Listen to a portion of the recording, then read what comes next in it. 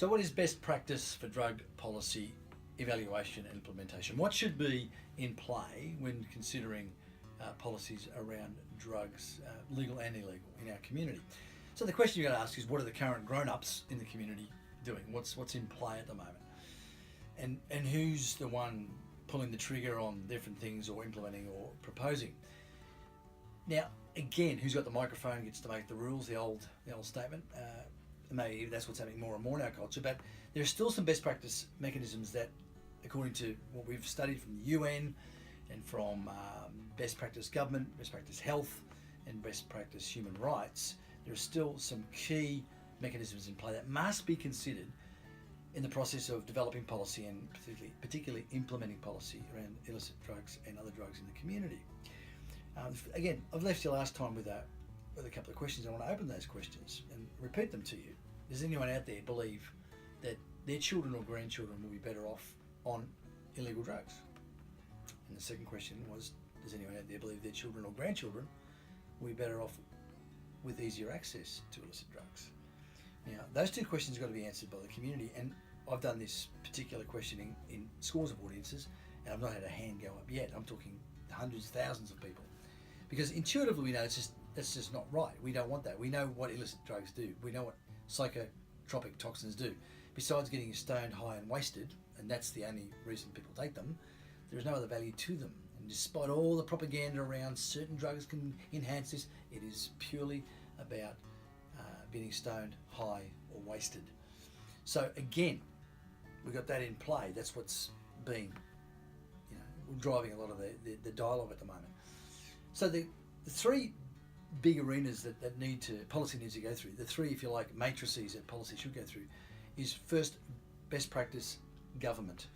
Now, according to socio-political science and Westminster protocols, we're told that two of the key fundamental elements of good government is, and there's others besides these, but two of the key ones are, one, to keep their citizens from harm, and two, to create environments where their citizens are most productive. Well, of course, you apply that to illicit drug use. Will implementing or legalising or unleashing illicit drugs more and more, will that add to productivity, and will that reduce harm or increase harm and diminish productivity? So that's your first matrices. The second one that it should go through is healthcare.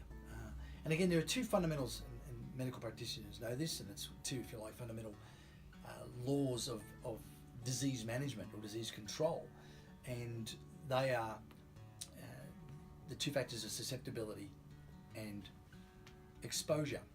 So when it comes to dealing with the disease, then the idea is to reduce susceptibility and exposure in the patient so that disease cannot attach or grow or advance. Now, when it comes to drug use, which is touted in different quarters, and there's arguments still about this, that drug use is a disease. It's one of the few diseases that one can stop voluntarily, and it is the disease that one takes up voluntarily, funnily enough. But that's an argument for another day. But if it is a disease, a non-communicable disease, then you ask the question of the same principles of management apply. And are we reducing susceptibility, and are we reducing exposure? So any policy, drug policy, that's going to be implemented must go through that matrix. Will this drug policy reduce exposure or increase exposure to drug use? Will this policy reduce susceptibility or increase susceptibility to drug use? So that's your second matrix.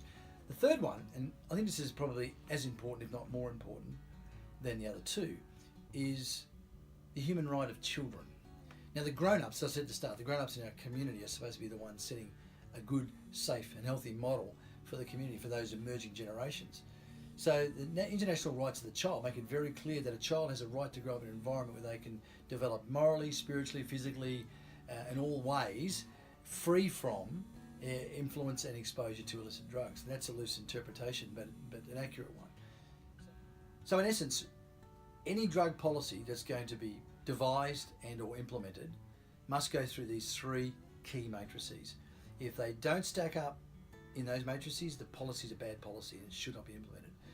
Let's consider what's going on at the moment in the marketplace around drug policy, and let's make smart choices, particularly for generation now, the ones who are going to pay the price if we get this wrong.